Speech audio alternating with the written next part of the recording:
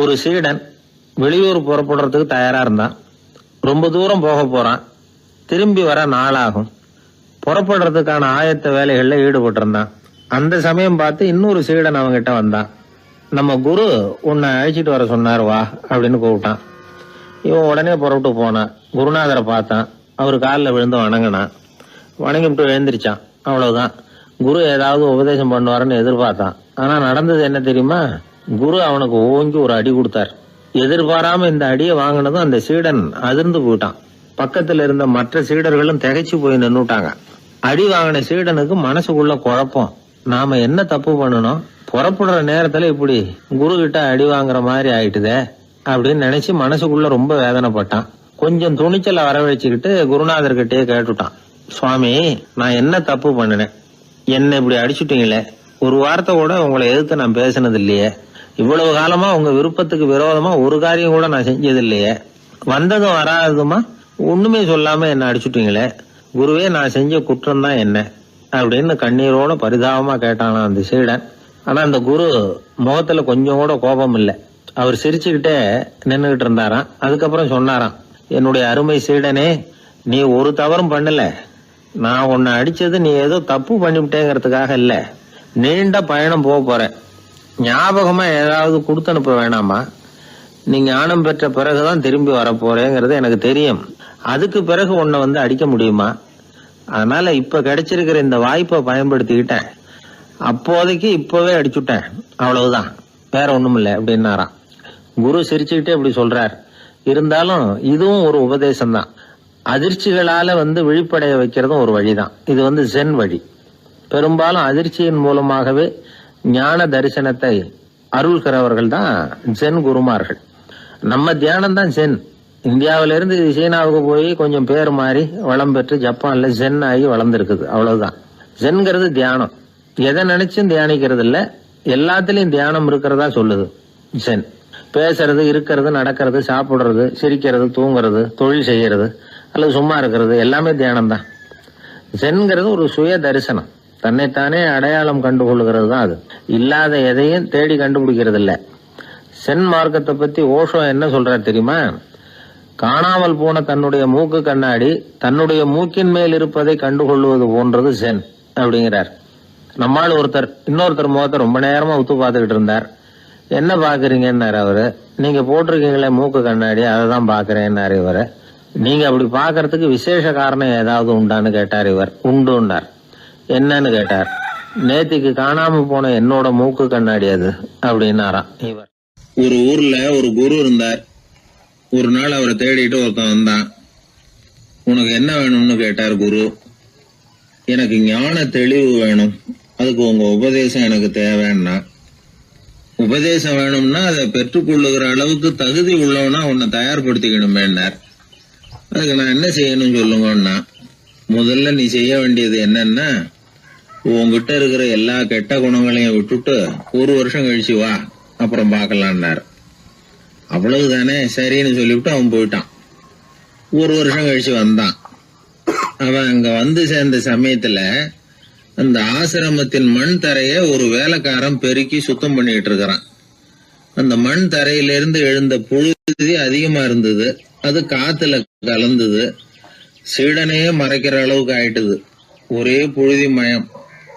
சீடனுக்கு கோபம் வந்துட்டுது. அந்த வேலைக்காரனை அடிக்கிறதுக்காக கைய வாங்கிட்டு போனான். அவன் ஓடி போய் குரு கிட்ட சொல்லிவிட்டான். குருவே, உங்க உத்தரவுப்படிதான் நான் தரையை சுத்தம் பண்ணேன், ஆனா அந்த ஆளு என்ன அடிக்க வர்றான் அப்படின்னா. குரு பார்த்தார். அந்த சீடனை கூப்பிட்டார். இத பாருப்பா, உன்னுடைய எண்ணங்கள்ல பாம்பு புகுந்துட்டுது. அதையெல்லாம் விரட்டி அடிச்சு விட்டு 1 வருஷம் கழிச்சு வா, அதுக்கப்புறம் பாக்கலான்னுட்டார். சீடன் யோசனை பண்ணான். சரின்னு சொல்லிட்டு போயிட்டான். 1 வருஷம் கழிச்சு மறுபடியும் வந்தான். இப்போ அவன் வர்ற சமயத்துல அந்த வேலைக்காரன் என்ன பண்ணான் தெரியுமா? குரு கட்டளைப்படி தரையை பெருக்கினான். அப்புறம் அந்த புழுதியை எடுத்து வேணும்னே அந்த சீடன் மேல தூவனான். அவ்வளவுதான். சீடனுக்கு மகாகவம் வந்துட்டுது. அந்த வேலைக்காரனை பிடிச்சி கண்ணாமண்ணான்னு திட்டிவிட்டான். வேலைக்காரன் குரு கிட்ட ஓடனான். ஐயா, அந்த ஆளு வாய்க்கு வந்தபடியெல்லாம் திட்டுறான் அப்படின்னா. குரு பார்த்தார். ஓ அப்படியா, அப்படின்னா இந்த தடவை பாம்புகள் கிடையாது, இப்போ அவன் இதயத்துக்குள்ள நுழைஞ்சிருக்கிறது நாய். அதை விரட்டி அடிச்சு விட்டு இன்னும் ஒரு வருஷம் கழிச்சு அவனை வர சொல், அப்புறம் பார்க்கலாம் அப்படின்னு சொல்லி அனுப்பி வச்சுட்டார். சீடன் திரும்பி போயிட்டான். ஒரு வருஷம் கழிச்சு மறுபடியும் வந்தான். இப்ப அவன் வர்றப்போ என்ன செய்யணுங்கிறத அந்த வேலைக்காரங்கிட்ட குரு ஏற்கனவே சொல்லி வச்சிருக்கிறார். அது பிரகாரமே அவன் பண்ணினான். அவன் என்ன செஞ்சான் தெரியுமா? கூட்டி பெருக்கின புழுதியெல்லாம் ஒரு வாளி தண்ணியில போட்டு நல்லா கலக்கி அந்த சீடன் தலையில ஊத்தினான். இவ்வளவு செஞ்சும் இந்த தடவை அவனுக்கு கோபமே வரல. அதுக்கு பதிலா அவனை பார்த்து நன்றின்னா. எதுக்கு நன்றி தெரியுமா? எதையும் சகிச்சுக்கிட்டு அமைதியா இருக்கும் குணத்தை கற்றுக்கொள்வதற்கு உதவியா இருந்ததுக்காக அந்த வேலைக்காரனுக்கு நன்றி. இத கேள்விப்பட்ட உடனே அந்த குரு ஓடி வந்தார். இவனை கட்டி பிடிச்சுக்கிட்டார். இனிமே நான் உனக்கு உபதேசம் பண்ணலாம், அதுக்கான தகுதி உனக்கு வந்துட்டுதுன்னார். இதுல இருந்து என்ன தெரியுது? ஒருத்தர்கிட்ட உபதேசம் வாங்கணும்னா கூட அதுக்குன்னு ஒரு தகுதி நமக்கு தேவைப்படுது. சகிப்புத்தன்மை ஒவ்வொரு மனிதனுக்கும் தேவைதான். இந்த காலத்துல ஒரு குரு, அவரை தேடி ஒருத்தன் வந்தான். குரு அவனை நிமிர்ந்து பார்த்துட்டு சொன்னார், நீ முதல்ல சகிப்புத்தன்மையை வளர்த்துக்கிட்டு அதுக்கப்புறம் என்கிட்ட வாழ்னார். இவன் அவரை நிமிர்ந்து பார்த்துட்டு சொன்னான், குருவே, நான் உங்ககிட்ட வந்திருக்கிறதே சகிப்புத்தன்மையை வளர்த்துக்கிறதுக்காகத்தானே அப்படின்னு. மனுநீதி சோழன் வரலாறு நமக்கு தெரியும். அது மாதிரி நீதி தவறாத ஆட்சியாளர்கள் பல பேர் இருந்திருக்கிறாங்க இந்த உலகத்துல. ஹசரத் உமர் பின் கத்தாப் அப்படின்னு ஒருத்தர், இஸ்லாத்தின் 2வது கலீஃபா இவர். அவருடைய ஆட்சி காலத்துல நடந்த ஒரு நிகழ்ச்சி. இந்த மன்னருக்கு ஒரு மகன், அவர் பேரு அபு ஷஹ்மா. அந்த மிசர் நாட்டு கவர்னர் அமர் பின் நாஸ், அந்த மன்னருடைய மகன் கவர்னர் அவர்களுடைய கவனிப்புல இருந்தார். அந்த சமயத்துல ஒரு நாள் அவர் மதுபானா இருந்தனார். கவர்னருக்கு தெரிஞ்சு போச்சு. அவருக்கு தர்ம சங்கடமா போட்டுது. அவர் செஞ்சது மன்னருடைய மகன். கவர்னர் யோசனை பண்ணார். அவர் மெதுவா தன்னுடைய வீட்டுக்கு அழைச்சிட்டு வந்தார். அதிகமா அவரை கஷ்டப்படுத்தாம ஒரு சின்ன தண்டனை கொடுத்து பிரச்சனையை தீர்த்துட்டார். ஏதோ பேருக்கு ஒரு தண்டனை, அவ்வளவுதான். இது நடந்து கொஞ்ச நாள் கழிச்சு மன்னருக்கு இந்த விஷயம் தெரிஞ்சு போச்சு. தன்னுடைய மகன்கிறதுனால கவர்னர் லேசான தண்டனையோட விட்டுட்டார் அப்படிங்கறத புரிஞ்சுக்கிட்டார். உடனே கவர்னருக்கு தகவல் அனுப்பினார். அமர் பின் ஆஸ் அவர்களே, என்னுடைய மகன் மதுபானம் அருந்தி இருக்கிறான், அது உங்களுக்கு தெரிஞ்ச உடனே தண்டனை கொடுத்திருக்கிறீங்க. கலீஃபாவின் மகன்கிற காரணத்தினால குறைவான தண்டனையை கொடுத்ததாக கேள்விப்படுறேன். இது ஷரியத்தின்படி மாபெரும் குற்றம். உங்களுடைய நடத்தையும் மன்னிக்க கூடியதல்ல. இந்த கடிதம் கண்ட உடனே மகன் அபு ஷஹ்மாவை மதீனாவுக்கு அனுப்பி வைக்க வேண்டியது அப்படின்னு கடிதம் எழுதினார். அதை பார்த்தார் கவர்னர். உடனே கலீஃபாவின் மகனை மதீனாவுக்கு அனுப்பி வச்சார். மன்னர் முன்னாடி நீதி விசாரணை நடக்குது. தன்னுடைய மகனுக்கு சவுக்கடி வழங்கும்படியா உத்தரவிடுறார் ஹசரத் உமர் பின் கத்தாப். தண்டனை நிறைவேற்றப்பட்டது. கூடியிருந்தவர்கள் ஐயா கொஞ்சம் கருணை காட்டுங்க அப்படின்னு சொல்லி மன்னர்கிட்ட வேண்டிக்கிட்டாங்களாம். இந்த வேண்டுகோளை மன்னர் ஏத்துக்கல. நீதியின் முன்னால் தந்தை மகன் அன்பு நேசம் உறவு இந்த முறைகளை எல்லாம் கவனிக்க முடியாது. குற்றம் செஞ்சவர் தண்டிக்கப்பட வேண்டியவர், அவர் யாரா இருந்தாலும் சரி அப்படின்னாராம். எல்லா ஆட்சியாளர்களுமே கவனிக்க வேண்டிய ஒரு செய்தி இது. அவர் ஒரு நாள் தன்னுடைய அரசாங்க கணக்கு வழக்குகளை பார்த்துட்டு இருக்கிறார். அந்த சமயத்துல அவரை பார்க்க ஒரு பெரிய மனிதர் வந்தார். இவர் தன்னுடைய சொந்த வேலை காரணமா வந்திருக்கிறார் அப்படிங்கறத அவர் புரிஞ்சுக்கிட்டார். உடனே அது வரைக்கும் எரிஞ்சுகிட்டு இருந்த விளக்க அணைச்சுட்டு இன்னொரு விளக்க ஏற்றி வச்சுக்கிட்டாராம். இந்த செயலுக்கு என்ன காரணம்னு கேட்டிருக்கிறார் வந்தவர். இதுக்கு அவரு சொன்னார், ஐயா, நீங்க வந்த போது இங்க எரிஞ்சுகிட்டு இருந்தது அரசாங்க விளக்கு, இப்ப எரியறது சொந்த விளக்கு. சொந்த விஷயங்களை பேசுறப்போ அரசாங்க பணத்தை செலவு பண்ணக்கூடாது, அதனாலதான் விளக்க மாத்தனே அப்படின்னாராம். இப்படி எல்லாம் பல பேர் இந்த உலகத்துல இருந்திருக்கிறாங்க. ஆனா இப்ப எல்லாம் பல பேர் அப்படி இருக்கிறது இல்ல. ஒருத்தர் அப்படிதான் அரசாங்க விஷயங்களை பார்த்துக்கிட்டு உட்கார்ந்து இருக்கிறார். அந்த சமயத்துல ஒரு பெரிய தொழில் அதிபர் அவரை பார்க்க வந்திருக்கிறார். இவரு சடார்னு எழுந்திருச்சு எரிஞ்சுகிட்டு இருந்த விளக்க அணைச்சுட்டார். எங்கும் ஒரே ஏன் விளக்க அணைச்சுட்டீங்கன்னு கேட்டிருக்கிறார் வந்தவர். இங்க நடக்கிறது மத்தவங்க கண்ணுல பற்றக்கூடாது அப்படிங்கறதுக்காக தான் விளக்க அணைச்சேன். நீங்க கொண்டு வந்திருக்கிறத அப்படி ஒரு ஓரமா வச்சுட்டு போடுங்க, அதுக்கப்புறமா விளக்க போட்டு நான் எடுத்துக்கிறேன் அப்படின்னாராம் இவர். ஒரு குழந்தை அம்மா கிட்ட போச்சு, அம்மா என்ன தூக்கிக்க. உடனே அந்த அம்மா அந்த குழந்தைய தூக்கி இடுப்புல வச்சுக்கிறாங்க. எந்த பக்கம் வச்சுக்கிறாங்க? இடது பக்கம். பொதுவா குழந்தைய தூக்குறவங்க யாரும் வலது பக்கம் இடுப்புல வச்சுக்கிறது இல்ல. விவரம் தெரியாத சில ஆம்பளைகளை அப்படி தூக்கி வச்சுக்கிட்டு அலையிறது உண்டு. ரொம்ப காலமாவே குழந்தைகளை இடுப்புல இடது பக்கமா வச்சிருக்கிற பழக்கம் தான் இருந்து வந்திருக்குது. இதுக்கு ஆய்வாளர்கள் என்ன காரணம் சொல்றாங்க தெரியுமா? அப்படி இருந்தாதான் குழந்தை சொல்றத குழந்தை நினைக்கிறத தாயினால நல்லா உணர முடியுதாம். இடது பகுதி ஆட்சி பண்றது குறிப்பா காதின் தலைமையாக இருக்கிறது வலது பக்கம் தான். அதனால தாய் குழந்தைக்கு பதில் சொல்லவோ அது என்ன கேக்குதுங்கிறத சீக்கிரமா புரிஞ்சுக்கிட்டு நடந்துக்கவோ அதுதான் சௌரியம் அப்படின்னு ஆய்வாளர்கள் இதுக்கு காரணம் சொல்றாங்க. இதனால என்ன ஆகுதான், தாய்க்கும் குழந்தைக்கும் நெருக்கம் அதிகமாகுதான், குழந்தைக்கும் பாதுகாப்பு அதிகமா. அது மட்டும் இல்ல, ஒரு தாய் தன்னுடைய குழந்தைய இடுப்புல சுமக்கிறதுனால அவள் நினைக்கிறத அவளோட இதய துடிப்ப குழந்தை உணர்தான். 9 மாதத்துக்கு அதிகமா இருந்த இடம் இல்லையா, அதனால அவளை பத்தி நல்லா அறிந்து கொள்ளுகிற வாய்ப்பும் குழந்தைக்கு கிடைக்குது. நம்ம முன்னோர்கள் ரொம்ப காலத்துக்கு முன்னாடியே வலது கையை பார்க்க ஆரம்பிச்சிட்டாங்களாம். அவங்க பயன்படுத்திய கல் ஆயுதங்கள்லாம் வலது பக்கமா தான் தீட்டப்பட்டிருக்குது. அதுல இருந்து நமக்கு என்ன தெரியுதுன்னா, வலது கையை தான் உபயோகப்படுத்தி இருக்கிறாங்கிறது தெரியுது. இப்படி எல்லாம் இருந்தா கூட இன்னைக்கு நம்மள 10ல் ஒருத்தருக்கு ஒரு பழக்கம் உண்டு, அது இடது கை பழக்கம். ஆனாலும் 2 கைகளும் ஒற்றுமையா இருக்கிறதுக்கு தான் ரொம்பவும் முயற்சி பண்ணுதான். இப்போ வலது கை பழக்கம் உள்ளவங்க பேசுறதுக்கு எழுதுறதுக்கு செயல்படுத்துற தலைமையகம் தலையின் பின்புறம் பிடரியில் இருக்குது. இடது கை பழக்கம் உள்ளவங்களுக்கு மூளையில 2 பக்கங்கள்லயும் தலைமையகம் இருக்குது. இது விஞ்ஞானிகள் சொல்றது. எத்தனையோ மேதைகள் இடது கை பழக்கம் உள்ளவங்களா இருந்திருக்கிறாங்க. அமெரிக்க மேதை பெஞ்சமின் பிராங்கிலின், இத்தாலிய ஓவியர் லியோனார்டோ டாவின்சி, இப்படி நிறைய பேர் இருந்திருக்கிறாங்க, இப்பவும் இருக்கிறாங்க. காலங்காலமா இயல்பாவே இடது கை பழக்கம் இருந்து வந்திருக்குது. அப்படி இருக்கிறப்போ வலது கை எப்போ இடது கைய வென்றது, ஜெயிச்சது அப்படிங்கிற விவரம் இன்னமும் யாருக்குமே புரியல, ஆய்வாளர்களுக்கும் புரியல. அவங்களும் யோசிச்சுக்கிட்டு இருக்கிறாங்க. உலகம் இடது பக்கமா தான் சுத்துது. வானத்துல இருக்கிற வெள்ளி வீதி, அப்புறம் அணுவுல இருக்கிற துணுக்குகள், உடம்புல இருக்கிற அமினோ அமிலம், இப்படி எல்லாமே இடதுபுறமா தான் இயங்கிட்டு இருக்குது. இவ்வளவு செய்திகள் இடது கைக்கு ஆதரவா இருக்கிறப்போ அது எப்படி வலது கை கிட்ட ஏமாந்தது அப்படிங்கிற ரகசியம் இன்னமும் யாருக்கும் தெரியலையா. இது சம்பந்தமா ஆராய்ச்சி பண்றவங்களுக்கு இது இன்னமும் ஒரு பிரச்சனையா தான் இருக்குதான். இப்படி இடது கை ஒதுங்கிட்டதுனால இப்பெல்லாம் வலது கைக்கு தான் மரியாதை அதிகமா போச்சு. ஒரு ஆசாமி இடது கையில கட்டு போட்டுட்டு வந்தானா, கையில என்னப்பா கட்டுன்னு விசாரிச்சிருக்கிறார் ஒருத்தர். ஒரு இயந்திரத்தை பிரிச்சு ரிப்பேர் பார்த்துக்கிட்டு இருந்தேன், மறுபடியும் அதை ஓட விட்டு பாக்குறப்போ இடது கை விரல் மாட்டிக்கிட்டது, அதுதான் கட்டு அப்படின்னு இருக்கான். நல்ல வேளை வலது கை மாட்டி இருந்தா உன்னால சாப்பிட கூட கஷ்டமா போயிருக்குமே என்னார் அவர். இதுக்கு அவன் சொன்னானா, முதல்ல வலது கை தாங்க மாட்டிக்க இருந்தது, நான் தான் உடனே புத்திசாலித்தனமா அதை இழுத்துக்கிட்டு இடது கையை கொடுத்தேன் அப்படின்னு இருக்கான். இவன் எப்பேற்பட்ட புத்திசாலி பாருங்க. இந்த வலது கை இடது கைங்கிறத பத்தி அறிவியல் ஆராய்ச்சி ஒரு பக்கம் இருந்தாலும் கை சுத்தமா இருக்கணும், இது வாழ்க்கைக்கு முக்கியம். உண்மை, உழைப்பு, நேர்மை இதெல்லாம் இருந்தாதான் வாழ்க்கையில முன்னேற முடியும். அதனால இந்த இடது கை பழக்கம் வலது கை பழக்கம் எது எப்படி இருந்தாலும் அது ஒருத்தருடைய புத்திசாலித்தனத்தை பாதிக்கிறது இல்ல. அதனால வாழ்க்கையில முன்னேறதுக்கு இது ஒரு இடைஞ்சலா இருக்கிறது இல்ல. நாம நம்ம உடம்பையும் புரிஞ்சுக்குவோம், மனசையும் புரிஞ்சுக்குவோம். அப்படி புரிந்து கொண்டு வாழ்க்கையில முன்னேறுவோம். ஒரு இளைஞன், வசதியான குடும்பம், அவனுக்கு வாழ்க்கையில நிம்மதி இல்ல, வாழவே பிடிக்கல, எல்லாம் வெறுத்து போச்சு. என்ன பண்ணலாம்னு யோசனை பண்ணான். ஒரு குருவை தேடிட்டு போனான். அவர்கிட்ட தான் வந்த விவரத்தை சொல்லி ஏதாவது வழி சொல்லுங்க சுவாமின்னு கேட்டான். அவரு பார்த்தார், சரி அதுக்கு முன்னாடி உன்னை பத்தி கொஞ்சம் சொல்லு, எவ்வளவு படிச்சிருக்கிற, என்ன தெரியும் உனக்கு அப்படின்னு கேட்டார். சுவாமி, நான் ஒழுங்கா படிக்கல, எதுவும் தெரியாது, ஆனா கொஞ்சம் சதுரங்கம் ஆட தெரியும் எனக்கு, அவ்வளவுதான்.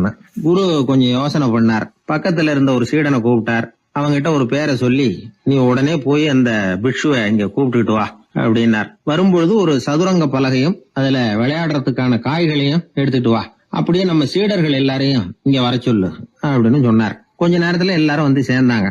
சதுரங்க பலகையை கொண்டாந்து வச்சாங்க. அந்த பிக்ஷுவும் சேர்ந்தார். குரு முன்னாடி அடக்கமா நின்னார். குரு அவரை கிட்டத்துல கூப்பிட்டு கொஞ்ச நேரம் சதுரங்கம் ஆடணும்னார். அந்த பிக்ஷுவுக்கு சதுரங்கம்னா என்னன்னு தெரியாது, இருந்தாலும் மறுப்பு எதுவும் சொல்லல. குரு சொன்னார், பிக்ஷுவே, நீர் என்னுடைய சீடர், என்னுடைய பேச்சை மறுக்காதவர், உம்முடைய அடக்கத்தையும் பணிவையும் நான் அறிவேன், எனக்காக உயிரையும் கொடுக்கறதாக சொல்லி இருக்கிறீங்க. இப்போ அதுக்கான வாய்ப்பு வந்திருக்குது. நீங்க இந்த இளைஞனோட சதுரங்கம் ஆடணும். தோத்து போனா இந்த வாளால தலையை சீவி விடுவேன், ஆனா இறந்தாலும் உமக்கு சொர்க்கம் நிச்சயம். நீங்கள் வெற்றி பெற்றுட்டா தோற்று போன இந்த இளைஞனின் தலையை சீவி விடுவேன். சரி, இப்போ நீங்க ஆட ஆரம்பிக்கலாம்னார். ஆட்டம் ஆரம்பமாச்சு. அந்த பிக்ஷு முகத்துல சலனமே இல்ல, சாவை பத்தி கவலைப்பட்டதாவே தெரியல. எதுவும் புரியலன்னாலும் குருவின் கட்டளைங்கிறதுனால ஏதோ ஒரு காயை நகர்த்திட்டு இருந்தார். சுத்தி இருந்த சீடர்கள் முகத்துல திகில், பயம், பாவம், நம்ம பிக்ஷு நிலைமை இப்படி ஆயிட்டுதே அப்படிங்கிற கவலை. குரு கையில பெரிய வாள் பளபளப்பா தயாரா இருக்குது. பிக்ஷு காயை நகர்த்துறது ஆரம்பத்திலேயே ஆச்சரியமா தெரிஞ்சாலும் அவருக்கு சதுரங்கம் பத்தி எதுவுமே தெரியாதுங்கிறது இளைஞனுக்கு புரிஞ்சு போச்சு. அவனுக்கு உற்சாகம் வந்துட்டது. சுறுசுறுப்பா காய்களை நகர்த்த ஆரம்பிச்சான். பிக்ஷு கொஞ்சம் கொஞ்சமா தோத்துக்கிட்டே வந்தார். சுத்தி இருக்கிற சீடர்கள் முகத்துல சொல்ல முடியாத வேதனை, இளைஞன் முகத்துல மகிழ்ச்சி. நிமிர்ந்து பார்த்தான் எதிரில இருந்த பிக்ஷுவை. அவர் முகத்தை பார்த்ததும் இவனுக்கு ரொம்ப பாவமா இருந்தது. அந்த முகத்துலதான் எவ்வளவு சாந்தம், எவ்வளவு இனிமை, அவர் கண்கள்ல எவ்வளவு கருணை. இவர் சாகத்தான் வேணுமா? இளைஞன் யோசிக்க ஆரம்பிச்சான். நாம இறந்து போனா யாருக்கும் எந்த இழப்பும் இல்ல, வீணாகி போன தன்னுடைய வாழ்வும் சாவும் யாரையும் பாதிக்க போறதில்ல. ஆனா துறவியும் ஞானியுமான கருணை மிக்க இந்த பிக்ஷு இறந்தா அது எவ்வளவு பெரிய இழப்பு, அதுக்கு நாம காரணமா இருக்கிறதா அப்படின்னு நினைச்சு பார்த்தான் அந்த இளைஞன். உடனே கண்ணாமண்ணான்னு விளையாட ஆரம்பிச்சுட்டான். அதாவது தான் தோத்து போகணுங்கிறதுக்காகவே. ஆட்டத்தை கூர்ந்து கவனிச்சுக்கிட்டு இருந்த குரு திடீர்னு சதுரங்க பலகையை கழுத்து தள்ளினார். காய்கள்லாம் செதறி போட்டுது. எல்லாரும் திகைச்சு போட்டாங்க. யாருக்கும் வெற்றி தோல்வி இல்லைன்னு அறிவிக்கிறேன்னாரு குரு. தம்பி, உன்னுடைய மன ஒருமைப்பாட்டை கவனிச்சேன். முழுமையா ஆட்டத்துல மூழ்கி போனதையும் பார்த்தேன். கடைசியில உயிர் தியாகம் பண்ண முடிவெடுத்து தாறுமாறா ஆட ஆரம்பிச்சதையும் கவனிச்சேன். வாழ்க்கை என்னங்கிறதும் எந்த வாழ்க்கை பயனுள்ள வாழ்க்கைங்கிறதும் உனக்கு புரிஞ்சுட்டுது. இப்ப இங்க அதை நீ கத்துக்கிட்ட. உன்னுடைய மனம் பக்குவ நிலையை அடைஞ்சுட்டுது. தியாகம் உன்னுடைய இதயத்துல குடி வந்துட்டுது. அது எங்க இருந்தாலும் நல்லதுதான். உனக்குள்ள இருந்துதான் அந்த தியாகம் வந்திருக்கு. அதை நீ அடையாளம் கண்டுபிடிச்சுக்கிட்ட. நீ இனிமே கொஞ்ச காலம் இங்கேயே இருந்துட்டு போகலாம். உன்னுடைய வாழ்வு பயனுள்ள வாழ்வா மாறும் அப்படின்னு சொல்லி அந்த குரு ஆசீர்வாதம் பண்ணார். இந்த காலத்திலயும் ஒருத்தர் அது மாதிரி தன்னுடைய வாழ்க்கையை பயனுள்ளதாக ஆக்கிக்கணும்னு ஆசைப்பட்டார். உடனே சதுரங்கம் ஆட ஆரம்பிச்சார். அப்புறம் சீட்டாட ஆரம்பிச்சார். கொஞ்ச நாள் கழிச்சு அவரை பார்த்த நண்பர் ஒருத்தர் கேட்டார், என்னங்க சீட்டாட ஆரம்பிச்ச பிறகு வாழ்க்கை பயனுள்ளதா ஆச்சா அப்படின்னு கேட்டார். ஆச்சுன்னார் அவர். யாருக்கு, உங்களுக்கான்னு கேட்டார். இல்லைங்க, நான் யாரோட ஆடுனோ அவருக்கு வாழ்க்கை பயனுள்ளதா ஆச்சு அப்படின்னு ஒரு விளக்கம் கொடுத்தாராம். அதனால வாழ்க்கைங்கிறது ரொம்ப நுட்பமான ஒன்று. அந்த நுட்பமான வாழ்க்கையை புரிஞ்சுக்கிட்டு அதுக்கப்புறம் அதை பயனுள்ளதாக மாற்றிக்கொள்ள வேண்டியது மனிதர்களுடைய கடமை. விளையாடுறது வழக்கம். மரத்துக்கு அந்த பையன் பேரில் ஒரு பாசம் உண்டாக ஆரம்பிச்சுட்டுது. பையன் அந்த மரத்தில் உள்ள பூக்களை பறிக்கணும், பழங்களை பறிக்கணும்னு ஆசைப்பட்டான். அதுக்காகவே அந்த மரம் தன்னோட கிளைகளை வளைச்சி அவனுக்கு எட்டுற அளவுக்கு தலையை சாய்ச்சி கொடுக்குது. பையன் பூக்களை பறிக்கிறான். மரம் சந்தோஷப்படுது. மரம் அன்பின் அடையாளம். அதனால் அது கொடுக்கறதுல சந்தோஷப்படுது. மனிதன் ஆணவத்தின் அடையாளம். அதனால் இவன் பறிக்கிறதுல சந்தோஷப்படுறான். பையன் வளர்ந்தான். அந்த மரத்தின் மடியிலேயே படுத்து தூங்கினான். பூக்களை பறித்து மலர் கிரீடம் பண்ணி தலையில் சூடிக்கிட்டான். பழங்களை பறித்தான், சாப்பிட்டான். அதை பார்த்து அந்த மரம் சந்தோஷப்பட்டுது. கொஞ்ச நாளாச்சு. பையன் இன்னும் கொஞ்சம் பெரியவனானான். அந்த மரத்து மேலே ஏறி கிளையில் உட்காந்துக்கிட்டு ஊஞ்சல் ஆட ஆரம்பித்தான். அவனுக்கு சௌகரியத்தை கொடுக்கறதுல மரத்துக்கு ஆனந்தம், மரத்துக்கு அசௌகரியத்தை கொடுக்கறதுல அவனுக்கு ஆனந்தம். இது அன்புக்கும் ஆணவத்துக்கும் உள்ள வித்தியாசம். பையன் இன்னும் கொஞ்சம் வளர்ந்தான். அவனுக்கு கடமை, லட்சியம் எல்லாம் சேர்ந்தது. படித்து பரீட்சை எழுதி பாஸ் ஆக வேண்டியிருந்தது. அதனால் மரத்துக்கிட்ட வர்றதில்லை அவன். ஆனால் மரம் இவனுக்காக காத்துக்கிட்டு இருக்குது. இவன் உலக விஷயங்களில் மூழ்கிட்டான். தற்செயலாக ஒரு நாள் அந்த பக்கமாக போனான். மரம் அவனை பார்த்துது. மறந்துட்டியா என்ன, நான் உன்னை பார்க்கணும்னு ஆவலாக காத்துக்கிட்டு இருக்கேனே அப்படின்னுது. இவன் பார்த்தான். நீ என்ன வச்சிருக்கிற, நான் உங்ககிட்ட ஏன் வரணும், உங்ககிட்ட பணம் இருக்குதா சொல்லு, வர்றேன். ஏன்னா நான் இப்போ பணத்தை தான் தேடிக்கிட்டு இருக்கிறேன் அப்படின்னா. உனக்கு பணம் தானே வேணும், என்னுடைய பழங்களை பறிச்சுக்கோ, அதையெல்லாம் விற்பனை பண்ணு, பணம் கிடைக்கும் அப்படின்னுது அந்த மரம். உடனே அவன் மரத்தில் ஏறினா, பழங்களை பறித்தான். பழுக்காத காய்களையும் சேர்த்து பறித்தான். தன்னோட கிளை கொம்புகள் உடைஞ்சா கூட அதுக்காக அந்த மரம் கவலைப்படலை, சந்தோஷப்பட்டுது. இவன் பழங்களை பொறுக்கிட்டு அந்த மரத்துக்கு ஒரு நன்றி கூட சொல்லாமல் அவன் பாட்டுக்கு போட்டான். அதுக்கப்புறம் அந்த பக்கமே திரும்பலை. பணம் சம்பாதிக்கிறதுலேயே குறியாக இருந்தான். மரத்துக்கு மறுபடியும் வருத்தம், அவன் வரலையேன்னு. பல வருஷம் கழித்து அவன் வந்தான். வா மகனே, என்னை கட்டி பிடிச்சிக்கொண்டுது அந்த மரம்.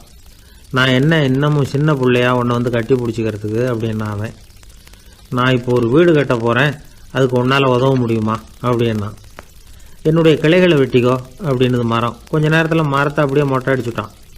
மறுபடியும் கொஞ்ச காலம் கழிச்சு அந்த மனுஷன் வயசாகி ரொம்ப கிழவனாக போட்டான் அவன். அதுக்கப்புறம் வந்தான். நான் தூர தேசங்களுக்கு போய் பணம் சம்பாதிக்கணும்னு ஆசைப்படுறேன். நான் பிரயாணம் பண்ணுறதுக்கு ஒரு படகு தேவை, அதுக்கு நீ உதவி செய்ய முடியுமான்னா.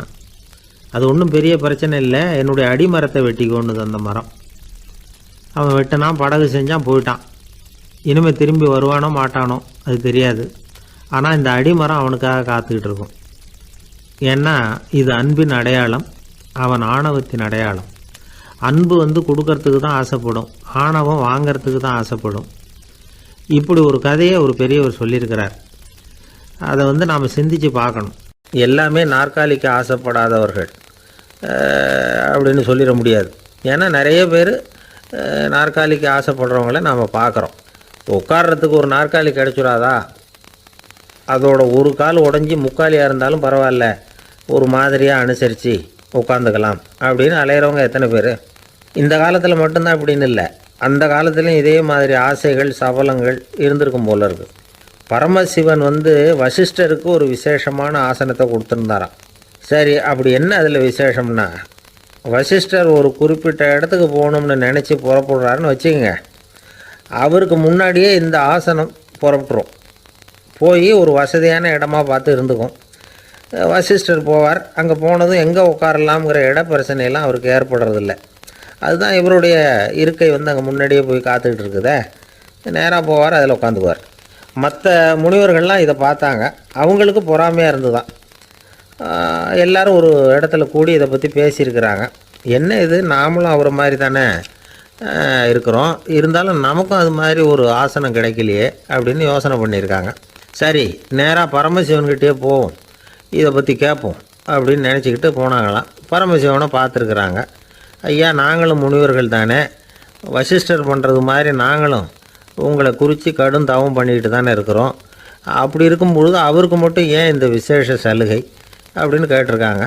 அதுக்கு பரமசிவன் சொன்னாராம், முனிவர்களே, உங்கள் கேள்விக்கு நான் பதில் சொல்கிறேன், ஆனால் அதுக்கு முன்னாடி நீங்கள் ஒரு காரியம் பண்ணணும்னாராம். என்ன செய்யணும் சொல்லுங்கன்றிருக்காங்க. நீங்கள் ஒவ்வொருத்தரும் தனித்தனியாக போய் உங்களை விட உயர்ந்த ஒருத்தரை தேடி கண்டுபிடிச்சி அவருக்கு அதிதி பூஜை பண்ணி அவரை ஒரு மண்டலத்துக்குள்ளே என்கிட்ட அழைச்சிட்டு வந்துருங்க அப்படின்னாராம். சரின்னு எல்லாரும் புறப்பட்டுருக்காங்க. அவங்க போனதுக்கப்புறம் நந்தி தேவனை அழைச்சி வசிஷ்டரை கூப்பிட்டுக்கிட்டு வர சொன்னாராம். அவர் வந்தார், வணங்கினார்.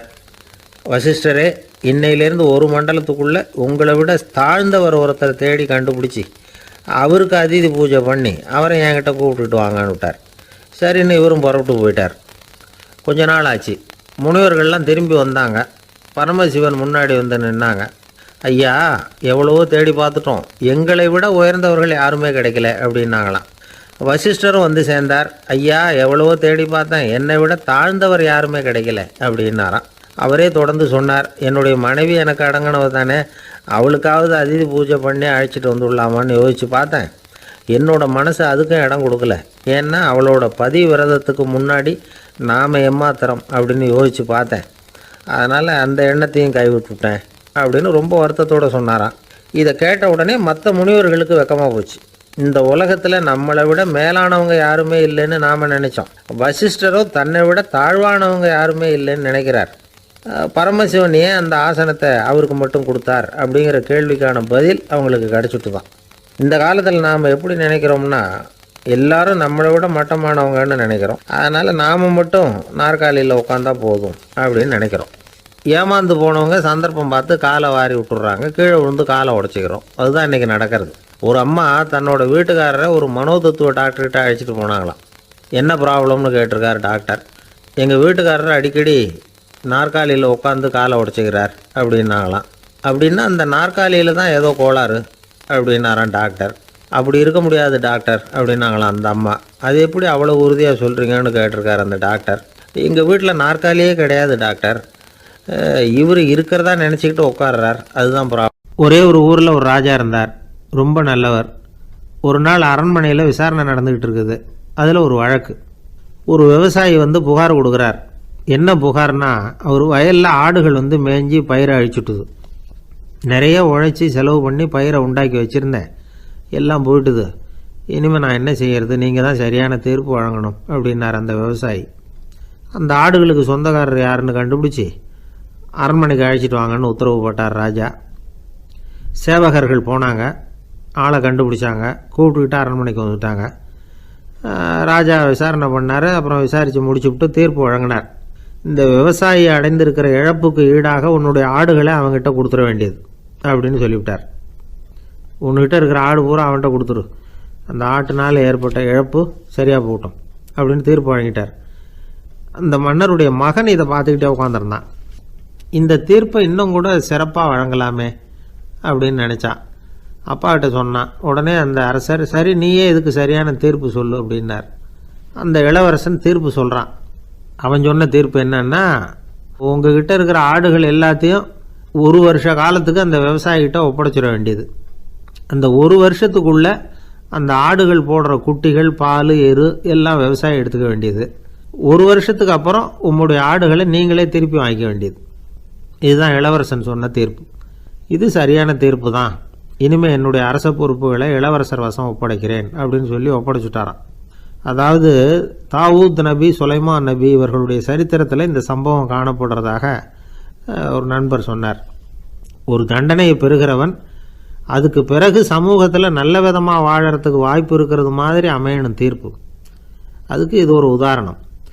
சில தீர்ப்புகள் எப்படி அமைஞ்சு விடுதுன்னா, ஒரு தண்டனையை அனுபவித்து முடித்தவன் அதுக்கப்புறம் அவன் இந்த சமூகத்தில் நல்லவனாக வாழறதுக்கு நினச்சா கூட அதுக்கு தகுதி இல்லாதவன் அப்படிங்கிற அளவுக்கு சூழ்நிலை அமைஞ்சிருது. இது சிந்திக்க வேண்டிய ஒரு செய்தி. இன்னொரு ஊரில் ஒரு ராஜா இருந்தார். அவர் ஒரு நாள் ஒரு போட்டி வச்சார். என்ன போட்டின்னா, அரண்மனை வாசலில் ஒரு பெரிய நீச்சல் குளம், அதில் நிறைய விஷப்பாம்புகள். எந்த இளைஞன் துணிச்சலாக அதில் நீச்சல் குளத்தில் குதித்து நீந்தி கரையேறி வர்றானோ அவனுக்கு 100 ஏக்கர் நிலம் பரிசாக வழங்கப்படும். அது வேணாம்னா 1000 ஆடுகள் பரிசாக வழங்கப்படும். அதுவும் வேணான்னா என்னுடைய மகளை கல்யாணம் பண்ணிக்கலாம். இதுதான் மன்னருடைய அறிவிப்பு. பரிசுலாம் நல்லா தான் இருக்குது, இருந்தாலும் பாம்புகள் உள்ள குளம்ங்கிறது நல்லா இல்லையே, அதனால் யாரும் அதில் குதித்து நீஞ்சறதுக்கு முன் வரல. இருந்தாலும் திடீர்னு ஒரு இளைஞன் அந்த நீச்சல் குளத்தில் குதித்தான், நீந்தினா ஒரு வழியாக கரையேறி வந்துட்டான். மன்னருக்கு ரொம்ப மகிழ்ச்சி. நீ தான் தைரியமான இளைஞன், வா இப்படின்னு கூப்பிட்டார். கிட்ட வந்தான். அந்த இளைஞன் தண்ணீர் சொட்ட சொட்ட வந்து நிற்கிறான். சரி, உனக்கு 100 ஏக்கர் நிலம் வேணுமான்னு கேட்குறார். வேண்டாங்கிறான். சரி, அப்படின்னா 1000 ஆடுகள் வேணுமான்னு கேட்குறார். அதுவும் வேணாங்கிறான். ஓ, அப்படின்னா என் பொண்ணை கல்யாணம் பண்ணிக்கிறியா அப்படின்னு கேட்குறாரு. அதுவும் வேணாங்கிறான். ராஜாவுக்கு ஒன்றும் புரியல. அப்படின்னா உனக்கு என்ன தான் வேணும் அப்படிங்கிறார். என்னை பிடிச்சி இந்த குளத்தில் தள்ளி விட்டவன் யாருங்கிறது எனக்கு தெரியணும் அப்படின்னா. 1944 வருஷத்துல ஒரு நாள் மொரார்ஜி தேசாய் எரவாடா சிறையில் இருந்தார். காவல்துறை உயர் அதிகாரி ஒருத்தர் வரார். மொரார்ஜி தேசாய சிறை அதிகாரி அலுவலகத்துக்கு அழைச்சிட்டு போறார். சிறை அதிகாரி ஒரு தகவலை சொல்றார். உங்க நண்பர் மங்கள்தாஸ் பக்வாசா அப்படிங்கிறவர் நாசிக் சிறையில அடைக்கப்பட்டிருந்தார். அவருக்கு உடல் நலம் ரொம்ப பாதிக்கப்பட்டதுனால அவரை சிறையிலிருந்து பம்பாயில உள்ள ஹரிகிருஷ்ணன் தாஸ் மருத்துவமனைக்கு கொண்டுகிட்டு போயிருக்கிறாங்க. அவரு உங்களை பார்க்கணும்னு ரொம்ப ஆவலோட இருக்கிறார். அதனால நீங்க பரோல்ல போய் பாத்துட்டு வாங்களே அப்படின்னார். நிபந்தனையோட போய் பாத்துட்டு வரலாம்னார். தியாக செம்மல்கள் பரோல்ல செல்றது இல்ல அப்படிங்கிற உறுதியோட தான் சிறைச்சாலைக்கு வருவாங்க. இப்படி இருக்கிறப்போ மொரார்ஜி மட்டும் பரோல்ல போயிட்டு வர்றதுக்கு எப்படி சம்மதிப்பார்? உயிர் நண்பரின் உயிர் ஆடுது அப்படிங்கறத கேட்டதும் உடனே போய் பார்க்கணும்னு ஆவல் தான். இருந்தாலும் வரன்முறையை மீறி போய் பாக்குறதுன்னா அது தேச பக்தியையே அவமானப்படுத்துறது மாதிரி ஆகும் அப்படிங்கறத அவர் உணர்ந்தார். அதனால நான் பரோல்ல போகிறதுக்கு நான் தயாரா இல்லை அப்படின்னு சொல்லிவிட்டாராம். நண்பருடைய கடைசி ஆசைய நிறைவேற்றுறது உங்க கடமை இல்லையா அப்படின்னு கேட்டிருக்காரு சிறை அதிகாரி. கடமை தான், அதே சமயம் என்னுடைய கடமையை காப்பாத்துறதும் முக்கியமாச்சே அப்படின்னாரா இவர். அதுக்கப்புறம் அந்த அதிகாரி நிபந்தனை இல்லாமலே மொரார்ஜியை வெளியில அனுப்புறதுக்கு சம்மதிச்சாராம். அப்படி இருந்தும் மற்ற நண்பர்களை கலந்துகிட்டு தான் மொரார்ஜி வெளியில புறப்பட்டாராம். பம்பாய்க்கு போனார். படுக்கையில நண்பரை சந்திச்சார். அவர் ரொம்ப மோசமான நிலைமையில இருந்தார். உடல்நிலை கவலைக்கிடம்னு தான் டாக்டர்களும் சொன்னாங்க. மங்கள்தாஸ், இனி எனக்கு வாழ்க்கையில என்ன இருக்கு, நான் இறந்து விடுறதே மேலுன்னாராம். மொரார்ஜிக்கு ரொம்ப வருத்தமா போச்சு. மங்கள்தாஸ் இல்லத்துல இருந்த சமயத்துலதான் மொரார்ஜிய கைது பண்ணாங்களாம். அந்த அதிர்ச்சி தான் மங்கள்தாஸ ரொம்ப பாதிச்சிருக்கு அப்படிங்கறத அவர் புரிஞ்சுக்கிட்டார். இத பாருங்க, விடுதலை போராட்டத்துல ஈடுபடுறவங்களை கைது பண்றதும் சிறையில அடைக்கிறதும் சகஜம் தானே.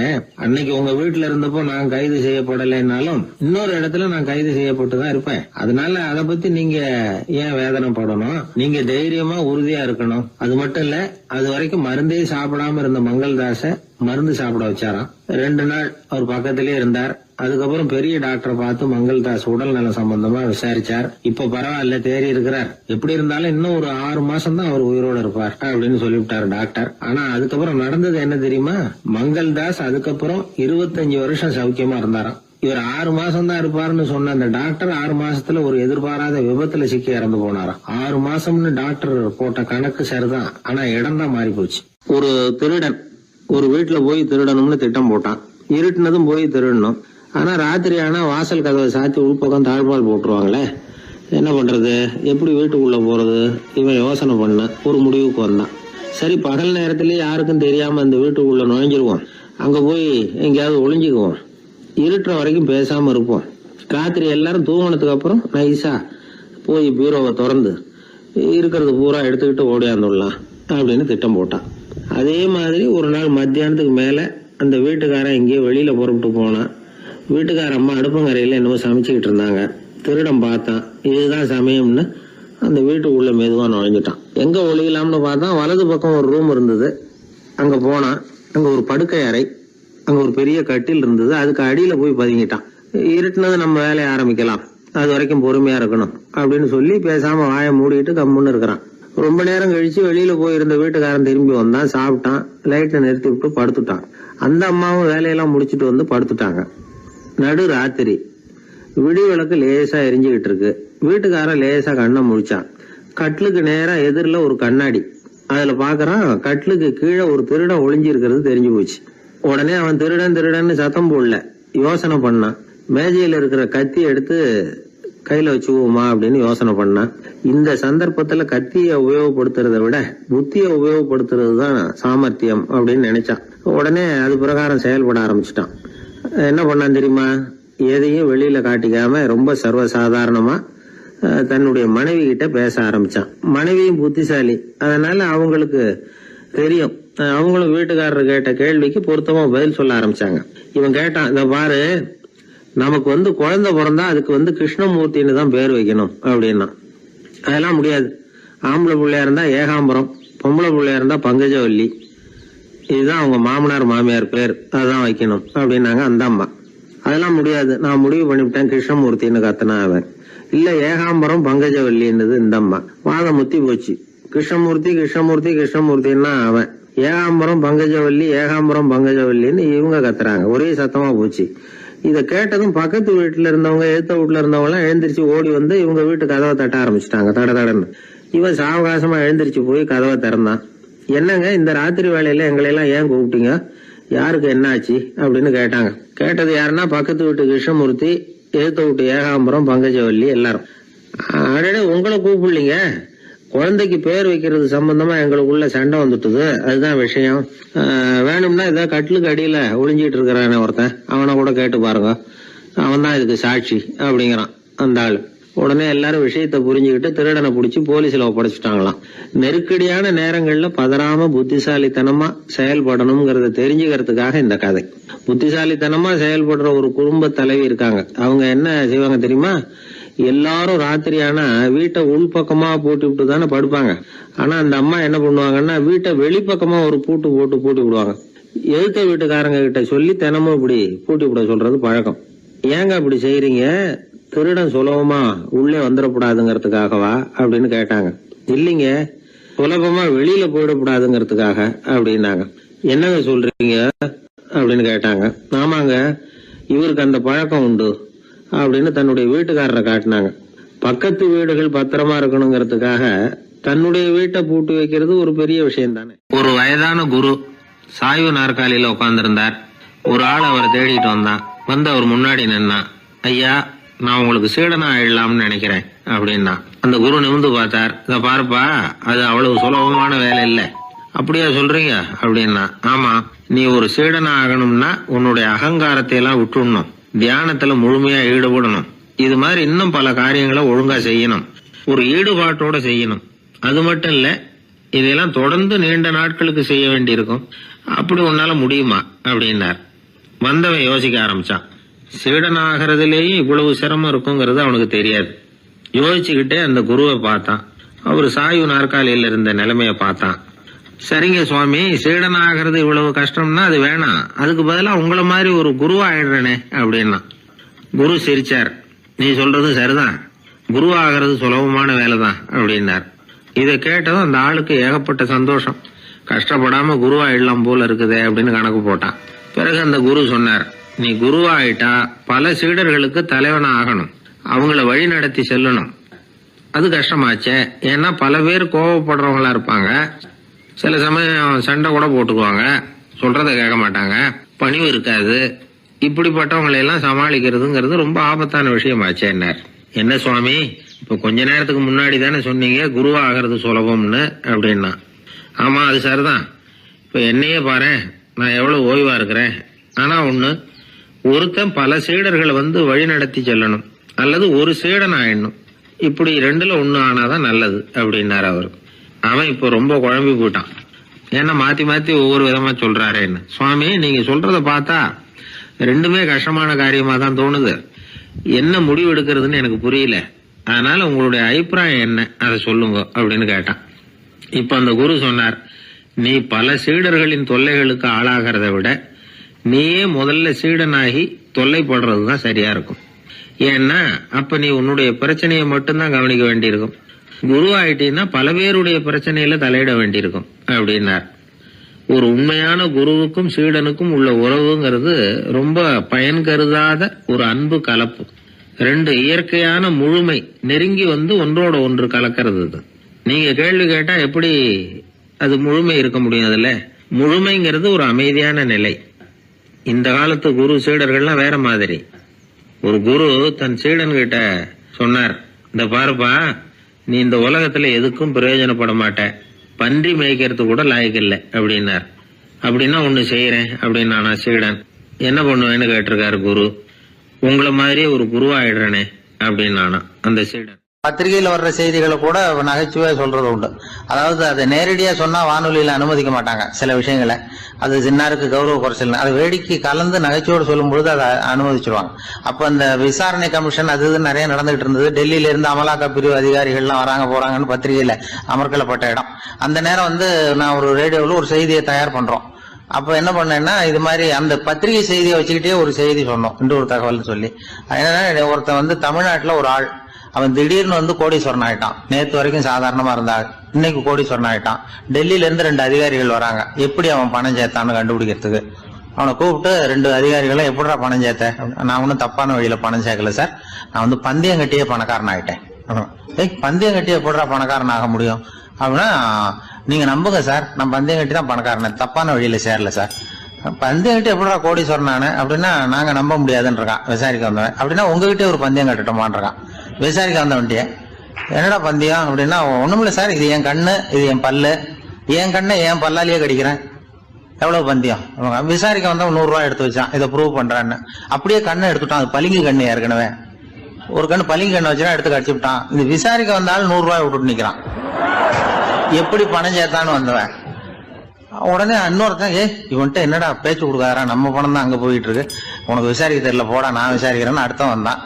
அது நீ ஒழுங்கா சொல்றேன், எப்படிடா பணம் சேர்த்தேன் சார், நீங்க கொஞ்சம் புத்திசாலியா தெரியுது அவரை விட, நீங்களாவது நம்புங்க சார், பந்தயம் கட்டி தான் பணம் சேர்த்தேன், நான் நம்ப முடியாது அப்படின்னா உங்ககிட்ட இன்னொரு பந்தயம் கட்டட்டுமா அப்படின்றான். வேண்டாம், அவனை ஏமாத்தி விட்டேன் ஆள வேண்டான்றான். இல்ல சார், அவரு ஏமாந்தது பொய் கண்ணு, பளிங்கு கண்ணுன்னு தெரியாது, ஏமாந்துட்டார். இப்போ உங்ககிட்ட பந்தயம் கட்டுறது நெஜம் கண்ணு, இந்த பக்கம் பளிங்கு கண்ணு கிடையாது, நெஜம் கண்ணு, இதை பல்லால கடிக்கிறேன் அப்படின்னா அவன் ஒரு 100 ரூபாய் எடுத்து வச்சான். இவன் அப்படியே பல்செட்டை கட்டினான் தனியா, அப்படியே கட்டி கடிச்சு விட்டான். அதையும் விட்டுட்டான். இவன் உடனே 2 பேரும், இவன்கிட்ட பேச பேச நம்ம பணம் தான் அவன்கிட்ட போயிட்டு இருக்கு, இவன் எப்படி பணம் சேர்த்தான்னு கண்டுபிடிக்கிறதுக்கு டெல்லியில இருந்து வந்திருக்கோம், இவன் மேற்கொண்டு பேசாத, பேச பேச பந்தயம் கட்டுவான். திரும்பி போறதுக்கு ரயிலுக்கு டிக்கெட் சரியா இருக்கா பாடுறான்றான். அவன் கரெக்டா எண்ணி பார்த்து கரெக்டா இருக்குப்பா, மேற்கொண்டு பேசாத, அவன்கிட்ட நம்ம போயிடுவோம், போய் நம்ம அதிகாரிகிட்ட சொல்லிடுவோம்னு சொல்லி போயிட்டு வரேன் சார் அப்படின்னு சொல்லிட்டு மரியாதை போயிட்டாங்க. போய் டெல்லியில பெரிய அதிகாரிகிட்ட போய், சார் அவன்கிட்ட வந்து விசாரிச்சு பார்த்தோம் சார், தமிழ்நாட்டுல பந்தயம் கட்டி தான் பணம் சேர்த்தேன்னு சாதிக்கிறான், எங்ககிட்ட ஒரு 200 ரூபாய் வாங்கிட்டான் சார் அப்படின்னு. அவருக்கு கோவம் வந்துட்டுது. இந்தியாவுக்கே தலைமை அதிகாரி, இதுக்காகவாடா நீங்க இருக்கீங்க, எத்தனை பேர் இருக்கீங்க உங்களை மாதிரி ஜூனியர் ஆபீசர்ஸ் நம்ம ஆபீஸ்ல இந்தியா பூரா விசாரிக்கிறதுக்கு அப்படின்னா 30 பேர் இருக்கோம் சார். 30 பேருக்கு அனுபவம் பத்தாது, நான் இந்தியாவுக்கே தலைமை அதிகாரி, அனுபவம் ஜாஸ்தி, உங்களுக்கு ட்ரைனிங் கொடுக்கணும் எப்படி ஒருத்தரை விசாரிக்கிறதுன்னு. 30 பேரும் ஒரு ரூம்ல வந்து உட்காருங்க, ஒரு ஆள் போய் அந்த ஆளை தமிழ்நாட்டுல இருந்து இங்க கூப்பிட்டுட்டு வா, வர்ற வரைக்கும் அவன்கிட்ட பேசாதீங்க, பந்தயம் கட்டுவான், மெதுவா கொண்டு வந்து நிறுத்து அப்படின்னா ஒரு ஆள் வந்து ஸ்பெஷலா கூப்பிட்டு போட்டான். இது மாதிரி மேடையில நிறுத்திவிட்டு ஒரு தலைமை அதிகாரி 30 ஜூனியர் அதிகாரிகள் அவங்களுக்கு பயிற்சி கொடுக்குறார். இவனை பார்த்து, ஒழுங்கா சொல்லு, எப்படி பணம் சேர்த்த, நான் இந்தியாவுக்கே தலைமை அதிகாரி, என்கிட்ட உண்மையை ஒத்துக்கிட்டீங்கன்னா உன்னை அப்ரூவர் ஆக்கிடுவேன் அல்லது தண்டனையை குறைப்பேன், அந்த அதிகாரம்லாம் என்கிட்ட உண்டு, ஒழுங்கா சொல்லு அப்படிங்கிறார். அவர், சார் நீங்க இந்தியாவுக்கே தலைமை அதிகாரி, அனுபவம் ஜாஸ்தி, நீங்களாவது நம்புங்க சார், நான் பந்தயம் கட்டி தான் பணம் சேர்த்தேங்கிறான். இங்கேயே வந்து இப்படி சாதிக்கிறேன், உன்னை நம்ப முடியாதரா அப்படின்னா உங்ககிட்ட ஒரு பந்தயம் கட்டட்டுமா நானா அவர்கிட்ட போய், வேணாண்டா என் ஆளை ஏமாத்தி விட்டேன் அப்படின்னா, இல்ல சார் அவங்க ஏமாந்தது என் உடம்ப பத்தின ரகசியம், என் கண்ணு பளிங்கு கண்ணுன்னு தெரியாது, நான் பல்செட்டு கட்டியிருந்தது தெரியாது, ஏமாந்துட்டாங்க. இப்ப நான் உங்ககிட்ட கட்டுற பந்தயம் உங்க உடம்ப பத்தின ரகசியம். என் உடம்புல என்னடா ரகசியம், முதுகுல, உங்க முதுகுல 1 ரூபா அகலத்துக்கு கருப்பா ஒரு மச்சம் இருக்கு, உண்டா இல்லையானா, இல்லேன்னு தெரியும் அவருக்கு. இல்லடா நேத்து வரைக்கும் இல்ல சார், இப்ப இருக்குது மச்சம் அப்படின்னு உடனே 100 ரூபாய் எடுத்து வச்சார் அவர் தலைமை அதிகாரி. ஒரு 100 ரூபாய் வச்சு சட்டையை கட்டி காட்டுறாரு, மச்சம் இல்ல. இவன் தோத்துட்டான் இங்கிருந்து போனவன். உடனே 200 ரூபாய் எடுத்து வச்சுக்கிட்டு, தோழர்களே இப்படிதான் ஒருத்தரை விசாரிக்கணும், என்கிட்ட இவன் ஏமாந்துட்டான் பாருங்க, துருவி துருவி விசாரிக்கிறதுன்னு சொல்றாங்களே இதுதான் அப்படின்னு விளக்கம் கொடுத்தாரு. அப்போ இவன் மெதுவா ஆரம்பிச்சானா, சார் இந்த பந்தயத்துல உங்களுக்கு 200 ரூபாய் லாபம், ஆனா இதே பந்தயத்துல எனக்கு 2900 ரூபாய் லாபம் சார் அப்படின்றான். என்னடா பண்ண அப்படின்னு கேட்டிருக்காரு. உங்களுக்கு தெரியாம இந்த 30 பேர்கிட்டையும் தனித்தனியா ஒரு பந்தயம் கட்டியிருக்கேன். 30 பேர்கிட்ட என்னடா பந்தயம் கட்டினேன்? ஒண்ணும் இல்ல சார், உங்க எல்லாரும் முன்னாடியும் உங்க மேல் அதிகாரியை சட்டையை கேட்ட வைக்கிறேன், உங்களுக்கு பந்தயம் கட்டினேன். போயிட்டு பூரா எனக்கு 2900 ரூபாய் லாபம். அவரு பார்த்தா அதிர்ச்சி ஆயிட்டாரு. தலைமை, சார் நீங்க போங்க சார் அப்படின்னு சொல்லி ஒரு ஆளை கொண்டு போய், சாரை கொண்டு போய் மரியாதையா பக்கத்து ரூம்ல விட்டுவாங்க, இனிமே அவர்கிட்ட யாரும் பேசாதீங்க வாங்கன்னு சொல்லிவிட்டு, அதுக்கப்புறம் தோழர்களே, இவர் பேச ஆரம்பிச்சார், தோழர்களே இனிமே யாரும் தமிழ்நாட்டு பக்கம் விசாரிக்க போகாதீங்க, நீங்க யாராவது போறதுன்னா மத்திய பிரதேசம், உத்தரப்பிரதேசம், இப்படி எத்தனையோ பிரதேசம் இருக்கு, போயிட்டு வாங்க, தமிழ்நாட்டு மட்டும் போகாதீங்க, ஏன்னா அங்க போனா நம்ம பணத்துக்கு ஆபத்து வந்துருது அப்படின்னு சொன்னாருன்னு இந்த கதையை ரேடியோவில் சொன்னேன். இந்த கதையை உண்மை சம்பவமா சொன்னா அனுமதிச்சிருக்க மாட்டாங்க. இந்த நகைச்சுவைக்கு உள்ள மரியாதை என்னன்னா, அது ஒரு கதை மாதிரி உண்டு பண்ணி இப்படி சொன்னதும், இதுல என்ன அதனுடைய விசேஷம்னா, இந்த ஸ்கிரிப்டை வாங்கிட்டு வர சொல்லி மந்திரியினுடைய பிஏ வந்தார். ஒரு மந்திரி அப்ப இருந்தவர், அவர் பிஏ அடிக்கடி வருவார். வந்து இந்த போன நேற்று முந்தா நாள் ரேடியோவில் சொன்ன அந்த இன்னொரு தகவல் காப்பி ஒண்ணு வாங்கிட்டு வா அப்படி இப்படின்னு கூப்பிடுவார். மேடையில பேசுறதுக்கு எங்களுக்கு தேவை, உபயோகப்படும்னு கேட்பார். அவரு இந்த நிகழ்ச்சி வந்தப்போ உடனே அன்னைக்கு வந்துட்டார் அந்த பிஏ. இன்னைக்கு காலையில சொன்னீங்களே சார், மந்திரி கேட்கிறாரு மேடையில பேசுறதுக்கு அப்படின்னு. நான் அப்பதான் ஆச்சரியப்பட்டேன். பாருங்க, இந்த நகைச்சுவைக்கு உள்ள மரியாதை. அவரே கேட்கிறார், சொல்லப்பட்டதே அவரை பத்தி தாங்கிறது தெரியாம அவரே எப்படி சொல்ல. அதுதான் சிரிப்புக்குள்ள மரியாதைங்கிறது. அது யார பத்தி சொல்றோமோ அவருக்கு தெரியாம கூட சொல்லலாம். அதை அப்படி இது உண்மையில நடந்த சம்பவம். அந்த அமைச்சர் இப்ப இல்ல, உயிரோட எல்லாம் இருந்து வாங்கிட்டு இருந்தார். கிராமத்துல ஒருத்தன் தன்னுடைய நகங்களை வெட்டிக்கிட்டு இருந்தான். வெட்டி முடிச்சதும் ஒரு வயசானவர் அவனை பார்த்து, அதெல்லாம் அடுத்தவன் கண்ணில் படுறது மாதிரி போட்டுறாதப்பா, ஆபத்துன்னார். என்ன ஆபத்துன்னு கேட்டான் இவன். எவனாவது பில்லி சூனியம் வைக்கிறவன் எடுத்துட்டு போயிட போறான் அப்படின்னாரு அவர். வேண்டாத ஒருத்தனுக்கு ஏதாவது கெடுதல் பண்ணணும்னா உடனே மந்திரவாதியை தேடி போறது உண்டு. மந்திரவாதி என்ன பண்ணுவாருன்னா, யாருக்கு சூன்யம் வைக்கணுமோ அவனோட காலடி மண்ணு, முடி, நகம் இதையெல்லாம் அவனுக்கு தெரியாம எடுத்துட்டு வா அப்படிம்பார். இது மட்டும் இல்ல, அழுக்கு துணி, பேரு, மனித உருவம் மாதிரி செய்யப்பட்ட பொம்மை இதையெல்லாம் கூட மந்திரவாதிகள் பயன்படுத்துறது உண்டு. இதெல்லாம் ஏமாத்து வேலை. மனிதனுடைய முடி, நகம் இதெல்லாம் வெட்ட வெட்ட வளருது இல்லையா, அதனால அதுக்குள்ள உயிர் இருக்கிறதாக ஆதி மனிதர்கள் நம்பி இருப்பாங்க. அதனால மனுஷங்கிட்ட இருந்து அதெல்லாம் பிரிக்கப்பட்ட பிறகும் கூட அதுகளுக்கும் அந்த மனுஷனுக்கும் தொடர்பு இருக்கிறதாக அவங்க நம்பினாங்க. அந்த நம்பிக்கை தொடர்ந்து அதோட விளைவாதான் இன்னைக்கு மந்திரவாதிகள் நகத்தையும் முடியையும் எடுக்கிறாங்க. அந்த நகத்துக்கும் முடிக்கும் ஒரு பாதிப்பு உண்டாக்குனா அது சம்பந்தப்பட்டவனுக்கு போய் சேரும் அப்படிங்கறது அவங்க நினைப்பு. அவ்வளவுதான் விஷயம். இது மாதிரி நம்பிக்கைகள் தான் இன்னைக்கு நகம், முடி இதையெல்லாம் மற்றவங்க கண்ணில் படும்படி போடக்கூடாது அப்படிங்கிற வழக்கத்தை உண்டாக்கி விட்டுது. ஒருத்தர் பேர் என்னன்னு கேட்டு தெரிஞ்சுட்டு போய் அந்த பேரை வச்சு அவனோட ராசி பலனை கணிச்சு அவனுக்கு ஏற்பட இருக்கிற கெட்ட நேரத்துல அவனுக்கு சூன்யம் வச்சா அது உடனே பலிக்கும் அப்படின்னு ஒரு நம்பிக்கை. அது மட்டும் இல்ல, சூன்ய தகட்டுல பேரை எழுதி புதைக்கிறதும் உண்டு. இதனாலதான் பெண்கள் கணவன் பேரை சொல்லாத பழக்கம் ஏற்பட்டுதான். அதாவது பேரை கேட்டுக்கிட்டு போய் ஏதாவது கெடுதல் பண்ணிவிட்டா என்ன பண்றது அப்படிங்கிற பயம். அப்படி ஆரம்பிச்ச பழக்கம் தான் இன்னைக்கு ஏதோ மரியாதைக்காக கணவன் பேரை பிறர் முன்னிலையில சொல்றது இல்லை அப்படிங்கறது மாதிரி ஆயிட்டுது. மந்திரவாதிகள் நம்ம ஊர்ல மட்டும்தான் இருக்கிறாங்கன்னு நினைக்காதீங்க, உலகம் பூரா உண்டு. பிசி தீவில் வாழக்கூடிய மக்கள் என்ன செய்வாங்களாம் தெரியுமா? இது மாதிரி மாந்திரீகம், செய்வன, பில்லி, சூனியம் இதெல்லாம் தங்களை பாதிக்காம இருக்கிறதுக்காக வீட்டை சுத்தி அகழி வெட்டி அதுல தண்ணீரை நிரப்பி வச்சிருவாங்களாம். ஆஸ்திரேலியாவில் இருக்கக்கூடிய பழங்குடி மக்கள் கிட்ட ஒரு பழக்கம், ஏதாவது பழங்கள் சாப்பிட்டா அதோட விதைய தண்ணீர்லயோ அல்லது ஆத்துலயோ போட்டுருவாங்களாம். வெளியில போட்டுட்டா அதை எடுத்து செய்வினைக்கு பயன்படுத்திடுவாங்க அப்படிங்கிற பயம். இது மாதிரி உலகம் பூராவும் செய்வினையின் மூலம் அடுத்தவங்களுக்கு பாதிப்பை உண்டு பண்ண முடியும் அப்படிங்கிற நம்பிக்கை இருக்கத்தான் செய்யுது. பொதுவா எல்லா ஊர்லயுமே நகம், முடி, காலடி மண்ணு, மனித உருவ பொம்மை இததான் மந்திரவாதிகள் பயன்படுத்துறாங்களாம். இந்த பில்லி, சூனியம், செய்வினை இதுல இருக்கிற உண்மை என்ன தெரியுமா? நகமோ முடியோ எதையும் செய்யறது இல்ல, சம்பந்தப்பட்டவனுக்கு ஏற்படுற பயம் இருக்கு பாருங்க, அதுதான் பாதிக்கும். இது மனநிலையை பொறுத்த விஷயம். வேற விஞ்ஞான ரீதியான பாதிப்பு இதுல எதுவும் கிடையாது. நம்ம ஊர்ல ஏற்பட்ட பகுத்தறிவு சிந்தனைகள் மூட நம்பிக்கைகளை எவ்வளவோ குறைச்சிருக்குது. இருந்தாலும் ஏமாந்து போறவங்க இன்னமும் இருந்துகிட்டு தான் இருக்கிறாங்க. இந்த காலத்துல சின்ன குழந்தைகளை கூட ஏமாத்துறது கஷ்டம். ஒரு குழந்தை கேட்டுதான், ஏன்பா பிரார்த்தனை பண்ணுனா நமக்கு எல்லாம் கிடைக்குமா அப்படின்னு தான். ஓ கிடைக்குமே அப்படின்னாராம் அப்பா. நீ வச்சிருக்கிறிய பேனா அது கூட கிடைக்குமா அப்படின்னு கேட்டுதான் குழந்தை. ஓ கிடைக்கும் அப்படின்னாராம். அப்படின்னா நீ வச்சிருக்கிற பேனாவை என்கிட்ட கொடுத்துரு, அதுக்கப்புறம் நீ பிரார்த்தனை பண்ணி வேற ஒரு பேனாவை வாங்கிக்கோ அப்படின்னு தான் அந்த சின்ன குழந்தை. ஒரு ராஜா இருந்தார். அவர் ஒரு பெரிய கோயில் கட்டினார். பல ஊர்கள்ல இருந்து சிற்பிகள்லாம் கொண்டுகிட்டு வந்தார். அழகழகா சிற்பங்களை செய்ய சொன்னார். ஊர்ல உள்ள ஜனங்களும் கோயில் கட்டுறதுக்கு அவங்களால முடிஞ்ச உதவியை செஞ்சாங்க. ராத்திரி பகலா வேலை நடக்குது. கோயில் கொஞ்சம் கொஞ்சமா வசந்துகிட்டே வந்துட்டுது. அந்த ஊர்ல ஒரு வயசான அம்மா இருந்தாங்க, ரொம்ப ஏழை. அவங்களுக்கு மனசுக்குள்ள ஒரு உறுத்தல், இந்த ஊர்ல எல்லாரும் இந்த கோவில் கட்டுறதுக்கு அவங்களால முடிஞ்ச உதவியை பண்ணிட்டு இருக்கிறாங்க, நம்மளால ஒன்றும் பண்ண முடியலையே அப்படின்னு நினைச்சு கவலைப்பட்டாங்க. அவங்களுக்கு மனசு கேட்கல, ஏதாவது செய்யணும் நம்மளால முடிஞ்சது அப்படின்னு யோசனை பண்ணாங்க. நல்ல வெயில் நேரத்துல சிற்பிகள்லாம் ரொம்ப சிரமப்பட்டு சிலை வடிச்சுக்கிட்டு இருக்கிறாங்கல்ல, அவங்களுக்கு அந்த நேரம் தாகம் எடுக்குமே. அதனால சிரமப்பட்டு ஒரு குடத்துல தண்ணியை எடுத்துக்கிட்டு அதை இடுப்புல வச்சுக்கிட்டு மெதுவா கொண்டுகிட்டு அங்க போறது அப்படின்னு முடிவு பண்ணிட்டு அந்த அம்மா போச்சு.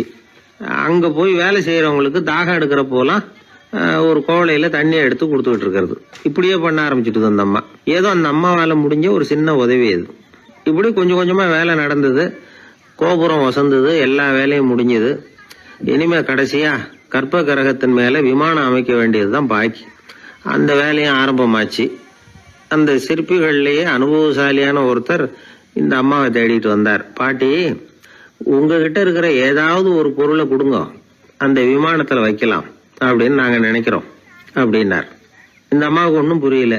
ஏதாவது இருந்தாவில கொடுக்கலாம், எதுவும் இல்லையே, என்ன பண்றது யோசனை பண்ணாங்க. இத பாருப்பா, என்கிட்ட என்ன இருக்கு, இந்த வாசப்படியில கிடக்குது, இந்த கல்லு தான் இருக்குது, வேணும்னா இத எடுத்துட்டு போங்க அப்படின்னாங்க. உடனே அந்த கல்லை பேத்து எடுத்துட்டு போயிட்டாங்க அவங்க. அங்க போய் பார்த்தா என்ன ஆச்சரியம், அந்த விமானத்து உச்சியில கலசங்களை அமைக்கிறதுக்கான பிரம்ம எந்திரத்தை மூடுற கருங்கல் ஒண்ணு தேவையா இருந்தது. இவங்க எடுத்துட்டு போன கல்லு அதுக்கு ரொம்ப பொருத்தமா அமைஞ்சு போச்சு. ஏதோ அதுக்காகவே அளவெடுத்து செஞ்சது மாதிரி அமைஞ்சுட்டுது. அந்த கல்லையே அங்க அப்படியே பதிச்சுட்டாங்க. ஒரு வழியா கோவிலை கட்டி முடிச்சாங்க. அடுத்தது கும்பாபிஷேகம். அதுவும் ரொம்ப சிறப்பா கோலாகலமா நடந்து முடிஞ்சது. இவ்வளவையும் பார்த்த அந்த ராஜாவுக்கு மனசுக்குள்ள ரொம்ப பெருமையா இருந்தது. இவ்வளவு பெருசா இந்த கோவில் உருவாகிறதுக்கும் இவ்வளவு சிறப்பா இந்த விழா நடக்கிறதுக்கும் நாம தானே காரணம் அப்படின்னு மனசுக்குள்ள நினைச்சுக்கிட்டார். இப்படி நினைச்சுக்கிட்டே அன்னைக்கு ராத்திரி அரண்மனையில படுத்து தூங்கினார். உடனே ஒரு கனவு. ஆண்டவனே அந்த ராஜாவோட கனவுல வந்தார். ராஜா ஆண்டவனை வணங்கினார். இறைவா, உங்களுக்காக நான் கட்டி இருக்கிற கோவில் எப்படி இருக்குது, நல்லா இருக்குதா அப்படின்னு கேட்டார் ராஜா. அதுக்கு இறைவன் சொன்ன பதில் என்ன தெரியுமா, நீ கட்டின கோவில்ல அந்த கிழவியோட நிழல்ல நான் சுகமா இருக்கிறேன் அப்படின்னாராம். இப்படி சொல்லிவிட்டு கடவுள் மறைஞ்சுட்டார். கனவு கலைஞ்சது. ராஜா விசாரிச்சார், யார் அந்த கிழவி அப்படின்னு. எல்லாரும் விவரத்தை சொன்னாங்க. அப்பதான் ராஜா நினைச்சு பார்த்தார், இந்த கோவிலை நானே கட்டினதாக ரொம்ப பெருமைப்பட்டுக்கிட்டேன். ஆனா அந்த வயசான அம்மா வீட்டு வாசல்ல கிடந்த கல்லு அது இறைவனுக்கு சுகமான நிழல் கொடுக்கறதாக சொல்றாரு அப்படிங்கறத எண்ணி பார்த்தார். நான்கிற எண்ணம் நழுவி போயிட்டுதான். கோபுரம் எவ்வளவு பெருசுங்கிறது முக்கியம் இல்ல, குணம் எவ்வளவு பெருசுங்கிறது தான் முக்கியம். அந்த வயசான அம்மா நம்ம நாட்டுல வாழறது தான் நமக்கு உண்மையான பெருமை அப்படின்னு நினைச்சாராம் ராஜா. இந்த காலத்திலயும் ஒரு ஊர்ல ஒரு கோவில் கட்டினாங்க. எல்லா ஜனங்களும் அவங்களால முடிஞ்சதை செஞ்சாங்க. நம்மாலும் ஒருத்தன் அந்த திருப்பணி குழு தலைவரை போய் பார்த்தான். நான் ஏதாவது ஒத்துழைக்கணுமா ஐயா அப்படின்னு ரொம்ப பணிவா கேட்டான். திருப்பணி குழு தலைவர் சொன்னார், இத பாருப்பா, இந்த கோவில் கட்டி முடிக்கிற வரைக்கும் உன்னுடைய ஒத்துழைப்பு எதுவும் தேவையில்லை. கட்டி முடிச்சு கும்பாபிஷேகம் ஆனதுக்கு அப்புறம் தான் உன்னுடைய ஒத்துழைப்பு ரொம்ப அவசியம் அப்படின்னார். அதுக்கப்புறம் நான் என்ன செய்யணும் சொல்லுங்கன்னா, இவன் இந்த சாமி சிலையை நீ திருடிட்டு போகாம இருக்கணும், அவ்வளவுதான் அப்படின்னாராம் அவர். என்னுடைய நண்பர் ஒருத்தர், அவர் விரல்ல நகமே இருக்காது. என்ன காரணம்னு நினைக்கிறீங்க? எல்லாத்தையும் அவரே கடிச்சு துப்பிடுவார். அப்படி ஒரு பழக்கம். சின்ன குழந்தைகள் நகம் கடிக்குது, விரல் சூப்புது. இதுக்கு என்ன காரணம் தெரியுமா? குழந்தைகள் மனசுல ஏற்படக்கூடிய ஒருவித பாதுகாப்பின்மை, இன்செக்யூரிட்டி, அல்லது தான் சரியா கவனிக்கப்படல அப்படிங்கிற எண்ணத்தோட வெளிப்பாடு தான் அது அப்படிங்கிறாங்க டாக்டர்கள். சில இடங்கள்ல 2வது குழந்தை பிறந்த உடனே பெரியவர்கள் கவனம் முதல் குழந்தைகிட்ட இருந்து கொஞ்சம் விலகி 2வது குழந்தைகிட்ட போயிடும். அந்த சமயத்துல முதல் குழந்தைக்கு இந்த பழக்கம் ஏற்படுறதுக்கு வாய்ப்பு உண்டா. சில குடும்பங்கள்ல கணவன் மனைவி 2 பேருமே வேலைக்கு போறவங்களா இருப்பாங்க. குழந்தை ரொம்ப நேரத்துக்கு பெத்தவங்களை பிரிஞ்சு இருக்க வேண்டிய சூழ்நிலை இருக்கும். குழந்தை ஒரு பாதுகாப்பின்மையை உணர ஆரம்பிக்கும். இந்த பழக்கம் வந்துடும். அதனால ஒரு குழந்தைக்கு தான் ஒதுக்கப்படுறோம் அப்படிங்கிற நினைப்பு வராம பாத்துக்கணும். வளர்ந்த குழந்தைகளும் நகம் கடிக்கும். வயசானவங்க கிட்டயும் இந்த பழக்கம் இருக்கும். இது ஒரு மனச்சிதைவின் வெளிப்பாடு அப்படிங்கிறாங்க மனநல நிபுணர்கள். அம்மா அப்பா திட்டினாலும் சரி அல்லது ஆசிரியர் திட்டினாலும் சரி இந்த பழக்கம் வந்துடும். நாம தவறு பண்ணிட்டோம் அப்படிங்கிற நினைப்பு வர்ற சமயம் நகம் கடிக்க ஆரம்பிச்சிருவோம். ஏதோ ஒண்ணு அடையணும் அப்படின்னு நினைக்கிறோம், அதை அடைய முடியல. இப்படி ஒரு ஏக்கம் வர்ற சமயத்திலேயும் சில பேர் நகத்தை கடிக்க ஆரம்பிச்சிருவாங்க. ஒரு பெரிய அதிகாரி, தனியார் நிறுவனத்துல வேலை பார்க்கிறவரு, அவரு டென்ஷன் ஆயிட்டாருன்னா உடனே அறைக்கு அதை சாத்தி விடுவாங்களாம். அவரே சாத்திக்குவாராம். அப்படி சாத்திக்கிட்டு உள்ள எதையாவது வெறிச்சு பார்த்துக்கிட்டே நகத்தை கடிக்க ஆரம்பிச்சிருவாராம். இந்த பழக்கம் உலகம் பூரா உண்டு. நகம் கடிக்கிறவங்களை அந்த பழக்கத்திலிருந்து மீட்கிறதுக்கு என்ன வழி அப்படின்னு லண்டன்ல உள்ள அழகியல் நிபுணர்கள் யோசனை பண்ணி பார்த்துருக்குறாங்க. சில ஆய்வுகள் பண்ணி பார்த்தாங்களாம். அவங்க என்ன பண்ணாங்க தெரியுமா? நகம் கடிக்கிற பழக்கம் உள்ளவங்களையெல்லாம் தேடி பிடிச்சாங்க. அவங்களையெல்லாம் 3 பிரிவா பிரிச்சுக்கிட்டாங்க. ஒரு பிரிவு கிட்ட என்ன சொன்னாங்கன்னா, உங்களுக்கு நகத்தை கடிக்கணுங்கிற நினைப்பு வர்றப்போவெல்லாம் டைரி எழுத ஆரம்பிச்சிருங்க அப்படின்னாங்களாம். இன்னொரு பிரிவு கிட்ட, உங்களுக்கு அந்த நினைப்பு வர்றப்போவெல்லாம் உங்க நகத்துக்கு வண்ணம் பூச ஆரம்பிச்சிருங்க, அழகுபடுத்த ஆரம்பிச்சிருங்க, நெயில் பாலிஷ் போடுறாங்களே அது மாதிரி. அப்படி ஒரு யோசனை சொல்லியிருக்காங்க. 3வது குழுவினர்கிட்ட, உங்களுக்கு நகத்தை கடிக்கணுங்கிற எண்ணம் வர்றப்போவெல்லாம் விரல்களை இறுக்கமா மூடி வச்சுக்கிட்டு வேற விஷயங்கள்ல கவனம் செலுத்துங்க அப்படின்னு சொன்னாங்களாம். இப்படி 3 வித முயற்சி பண்ணி பார்த்ததுல கடைசியா அவங்க என்ன கண்டுபிடிச்சாங்க தெரியுமா? 3வது குழு செஞ்சதுல நல்ல பலன் கிடைச்சதாம். அதாவது நகம் தெரியாதபடிக்கு விரலை இறுக மூடிக்கிட்டு வச்சுக்கிட்டோம்னா அந்த பழக்கம் மாறுதான். அப்படி இருந்தவங்க கிட்ட இந்த நகம் கடிக்கிற பழக்கம் மெதுவா குறைஞ்சு போச்சான். அதனால நகம் கடிக்கிற பழக்கம் உள்ளவங்க இதை முயற்சி பண்ணி பார்க்கலாம். ஒரு ஆள் இருந்தார், அவருக்கு எப்ப பார்த்தாலும் நகத்தை கடிச்சுக்கிட்டே இருக்கணும், அப்படி ஒரு பழக்கம். அதனால அவர் விரல்ல எப்பவும் நகம் இருக்கிறது இல்ல, விரல் இருக்கிறதே பெரிய ஆச்சரியம். அவருக்கு திடீர்னு உடம்புல அரிப்பு, சொரிஞ்சிக்க முடியல, அரிப்பும் நிக்கல. 1 வாரம் தொடர்ந்து கஷ்டப்பட்டார். கடைசியா ஒரு டாக்டர் கிட்ட ஓடினார். அவர் எல்லாத்தையும் விவரமா கேட்டுக்கிட்டு கடைசியா கொஞ்சம் மாத்திரை கொடுத்து வேலைக்கு ஒண்ணு சாப்பிடு அப்படின்னு